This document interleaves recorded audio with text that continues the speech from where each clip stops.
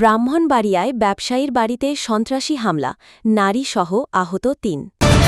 Voice of Brahmanbaria 24 সংবাদে সারাক্ষণ। ব্রাহ্মণবাড়িয়া জেলা শহরের পূর্ব পাইকপাড়া এলাকায় এক ব্যবসায়ীর বাড়িতে ঢুকে দুর্ধর্ষ হামলা, ভাঙচুর ও লুটপাটের ঘটনা ঘটেছে।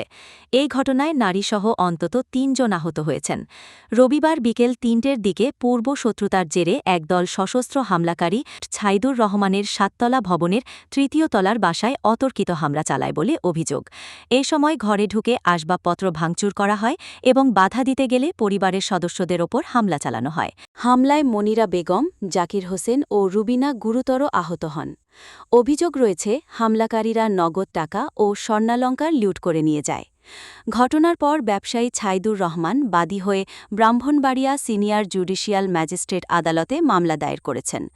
মামলায় পূর্ব পাইকপাড়া এলাকার অলিউল্লাহ, নবীর হোসেন ও আলী মিয়াসহ কয়েকজনকে আসামি করা হয়েছে।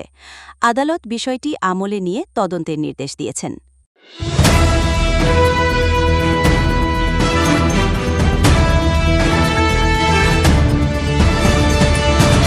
ভয়েস অব ব্রাহ্মণবাড়িয়া 24 সংবাদে সারাক্ষণ।